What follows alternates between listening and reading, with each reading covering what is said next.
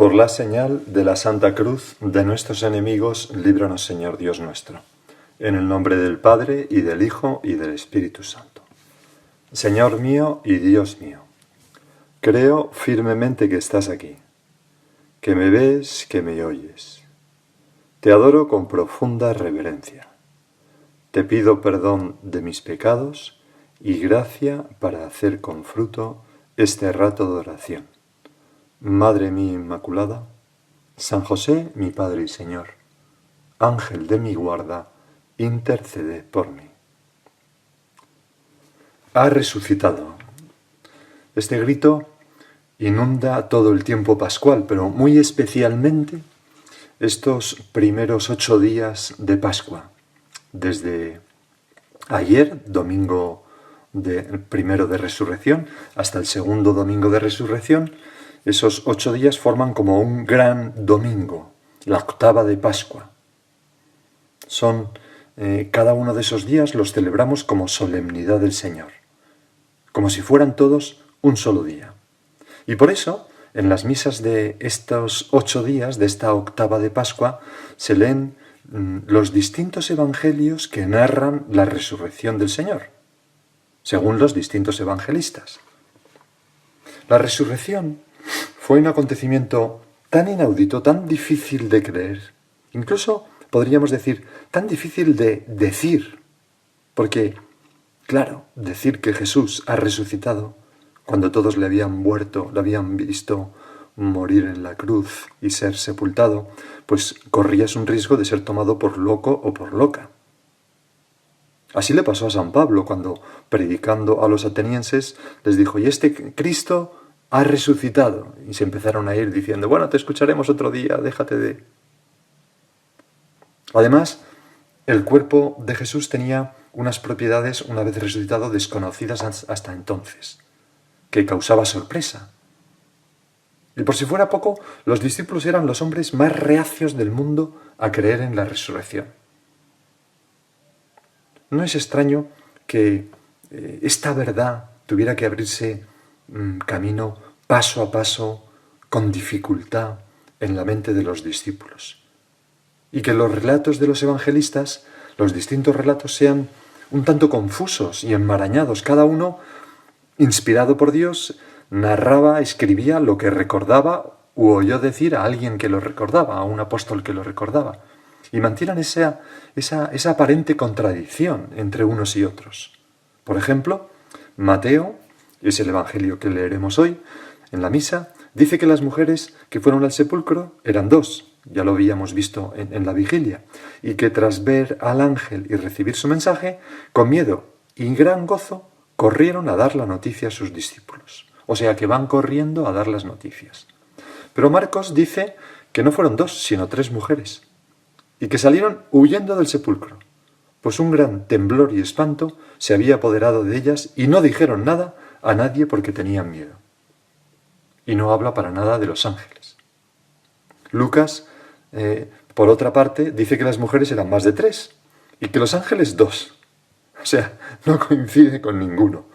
Y que al contar estas cosas a los 11, sus palabras, o sea que se las contaron, pero dice que sus palabras a los 11 les parecían como desatinos y no les creían. Y por último, y para acabar de arreglar este desconcierto, Juan habla solamente de María Magdalena, no habla de ángeles, y dice que su anuncio a los discípulos se limitó a este.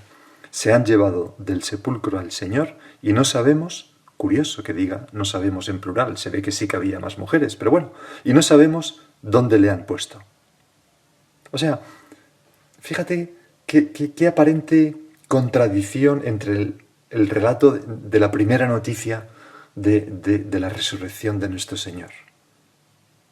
Verdaderamente, Jesús, que nos escuchas, como farsa, los evangelios son un verdadero desastre. Porque si alguien hubiera pretendido inventar unos relatos que coincidieran en su sí para dar una sensación de veracidad, no lo hubieran hecho así jamás. Me acuerdo haber leído que Rousseau escribió, se carteaba con un amigo y entonces el amigo le hablaba de todas esas invenciones de los cristianos refiriéndose a los evangelios. Y Rousseau le contestó diciendo: amigo mío, así no se inventa. Dándose cuenta de que alguien que hubiera inventado esta noticia, este relato, lo hubiera hecho de una manera más concordante. Pero ahí, en esta aparente confusión, está la fuerza y la garantía de la verdad de esas palabras. Muestran, Señor, una fe en ti inconmovible, un deseo de contar lo que vieron, sin adaptarlo, y un convencimiento de que tú eres misterioso, poderoso, y desde luego estabas vivo y resucitado. Y si nosotros leemos los evangelios así, con ese buen deseo de entender y conocer cada vez más ese día, el día más grande de la historia, y le pedimos ayuda al Espíritu Santo, también podremos armonizarlo. Vamos a repasar un poco estos acontecimientos en esta primera parte de la meditación.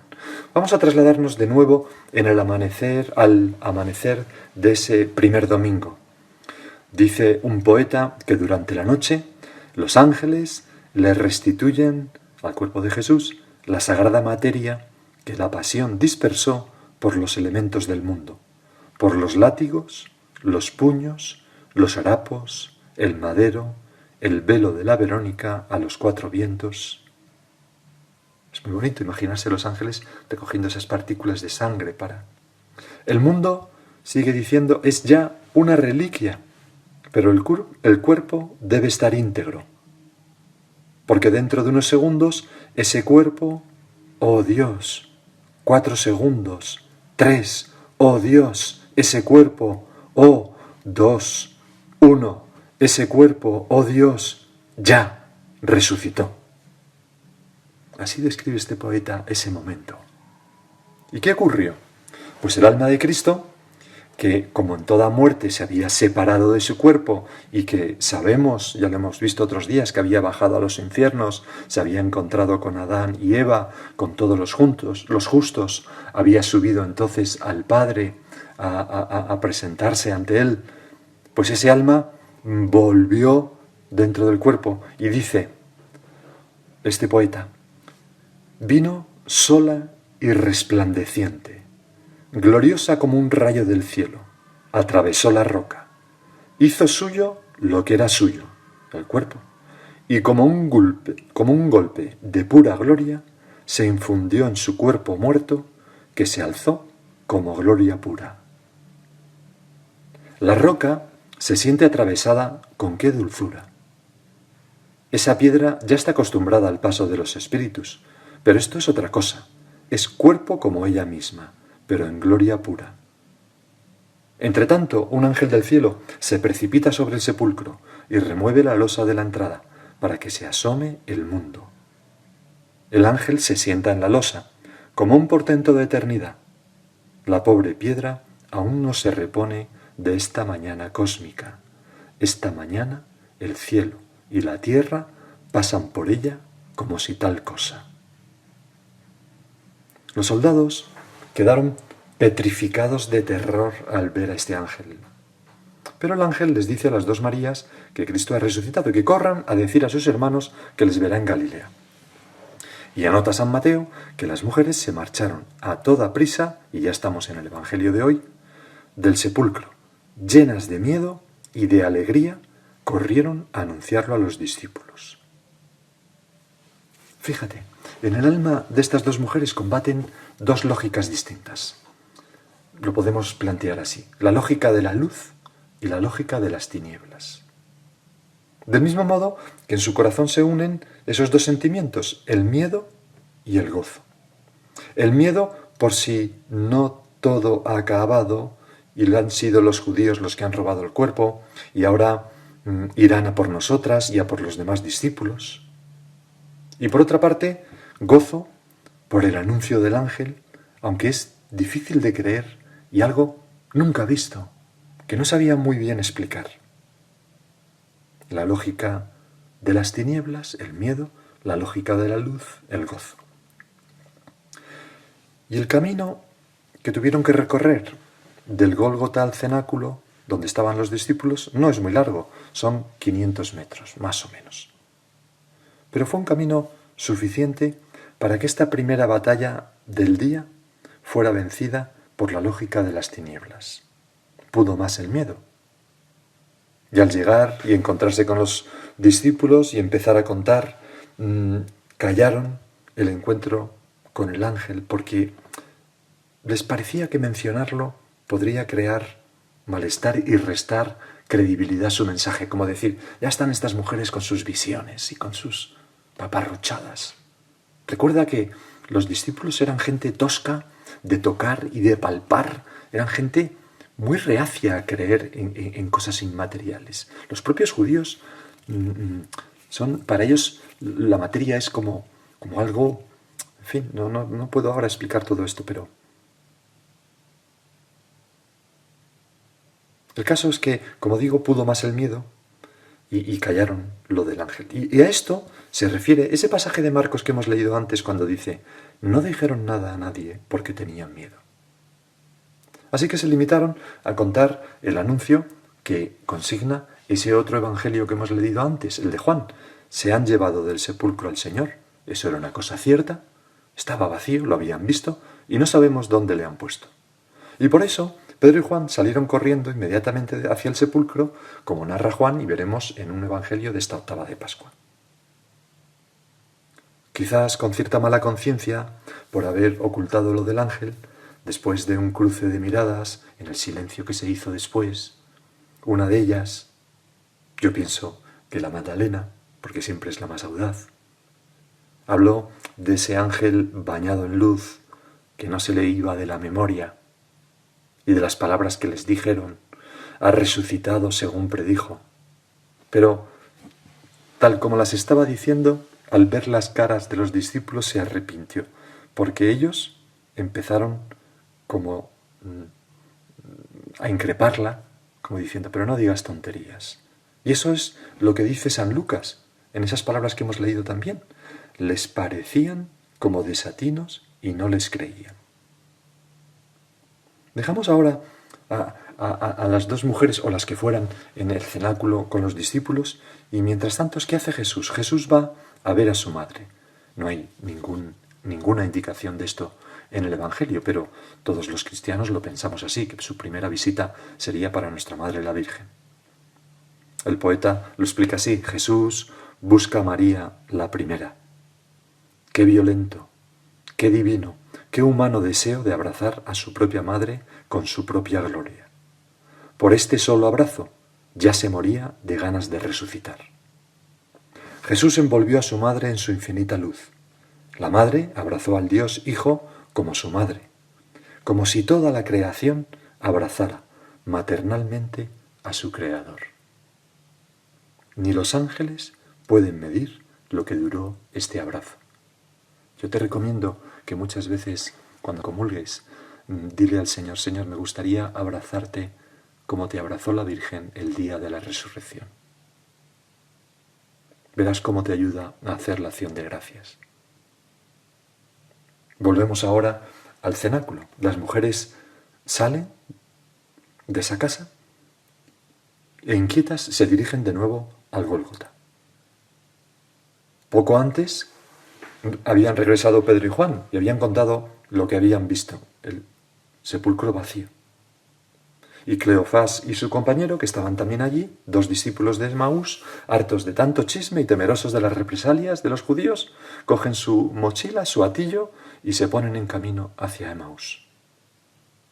Las mujeres se van acercando de nuevo al Gólgota, como digo, y sigue el Evangelio de hoy. De pronto, Jesús les salió al encuentro. Tú, Señor, que te haces el encontradizo. Estoy seguro que con una sonrisa en tu rostro, como con ese especial cariño con que trataba siempre a las mujeres que aparece en el Evangelio.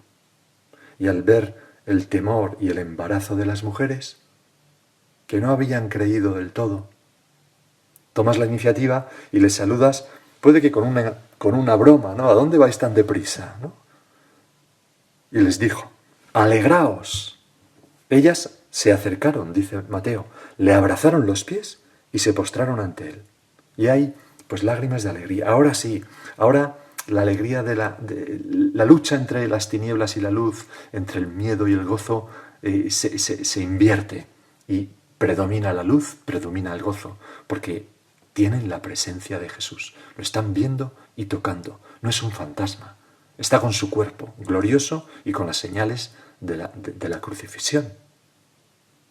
Imagínate cómo debió ser ese momento. No sé si alguna vez has soñado que alguien muere por tu culpa, o no eres capaz de salvarle, o tienes un error. ¡Qué angustia! Y de repente, en medio de ese sufrimiento, mientras uno sueña, te despiertas y te das cuenta de que no era más que un sueño. ¡Qué liberación, qué felicidad! Pues algo así sintieron estas mujeres y todos los que ven al Señor resucitado. Jesús les dijo: no temáis, id a comunicar a mis hermanos que vayan a Galilea, allí me verán. Ya se lo había dicho el ángel, pero se ve que no lo habían hecho. Pero ahora, después de que tú, Señor, se lo digas, sí que van, ya no hay quien se resista, ya tienen ese gozo dentro del alma, y irán y le contarán todo, e insistirán y se reirán. Y podemos ahora pensar, ¿por qué esa insistencia en que vayan a Galilea? Señor,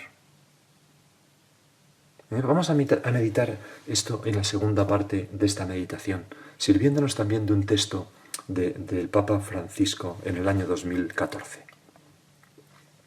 ¿Por qué el Señor les insiste tanto en que vayan a Galilea para verle? Decía el Papa que Galilea es el lugar de la primera llamada, donde todo empezó, y que volver allí era volver a ese lugar de la primera llamada y donde empezó el seguimiento de Cristo por parte de los apóstoles. Es como volver al lugar del primer amor, del primer deslumbramiento, al lugar de la primera fe más pura que ninguna, del surgimiento de esos primeros lazos de fraternidad más fuertes que ningunos. Volver a Galilea quiere decir releer todo a partir de la cruz y de la victoria de la resurrección. Releer todo lo que habían hecho y todo lo que habían visto hacer a Jesús, la predicación, los milagros, la nueva comunidad, los entusiasmos, las traiciones también. Releer todo a partir de este final que es como un nuevo comienzo, de este acto supremo del amor que es la pasión, muerte y resurrección del Señor. También yo, Señor, he de releer mi vida, todo lo que ha ido pasando estas semanas de Cuaresma, o todo lo que ha ido pasando estos años, a la luz de lo que hemos vivido en este triduo pascual. Todas las cosas buenas que han pasado para darte gracias, todas las malas para pedirte perdón y enmendarme. Todas esas traiciones para ver lo bueno que tú has podido sacar de ello. Todos estos sufrimientos, pero iluminados con la luz de la resurrección, una luz potentísima. También, decía el Papa, para cada uno de nosotros hay una Galilea en el comienzo con Jesús, y se refiere al bautismo. Dice, volver a Galilea significa sobre todo volver allí, a ese punto incandescente en que la gracia de Dios me tocó al comienzo del camino. Cuando me bauticé, Señor, cuando el Espíritu Santo vino a mi alma y me selló diciendo, esto es un hijo de Dios. Pero Galilea también puede significar otra cosa. En la vida del cristiano hay, después del bautismo, también una Galilea que es como más existencial. La experiencia, dice el Papa, del encuentro personal con Jesucristo, que me ha llamado a seguirlo y participar en su misión. Y en este sentido, volver a Galilea significa custodiar en el corazón la memoria viva de esta llamada. Cuando Jesús pasó por mi camino, me miró con misericordia, me pidió seguirlo, recuperar la memoria de aquel momento en que sus ojos se cruzaron con los míos, el momento en que me hizo sentir que me amaba. Señor, qué palabras tan bonitas, ¿no? Volver a Galilea, como nos pide el Señor en estos días de la resurrección, en este día de la resurrección, es volver al origen de mi vida, de mi amor contigo. Porque la conversión es volver al origen. La conversión no es pasar de una etapa a otra cada vez más difícil, como una serpiente que va mudando la piel. No, no, no, no, no. La conversión es volver al inicio, al origen, volver a Galilea, hacerse niños. Volver al origen de mi fe ingenua de niño. Volver al origen de cuando empecé a amar a Jesús tiernamente. Si estás casado, volver al origen de tu matrimonio. Cuando ese amor no estaba herido. O volver al origen de esa amistad con esa persona. Y quitarnos todas esas cosas que a lo largo de los años se han ido pegando, si son malas. Habrá muchas cosas buenas también, ¿no?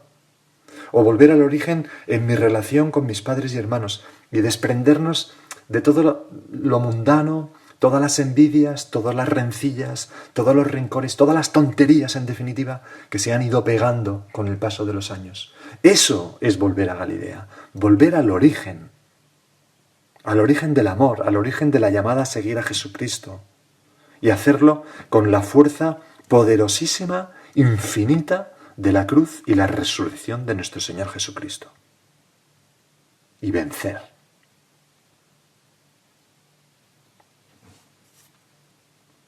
Hoy cada uno de nosotros puede preguntarse, ¿cuál es mi Galilea? ¿Dónde está mi Galilea? ¿La recuerdo? ¿La he olvidado? He andado por caminos y senderos que me la han hecho olvidar. Señor, ayúdame. Dime cuál es mi Galilea. Sabes que yo quiero volver allí para encontrarte y déjame abrazar por tu misericordia. Pues piensa tú todas estas cosas que hemos contemplado.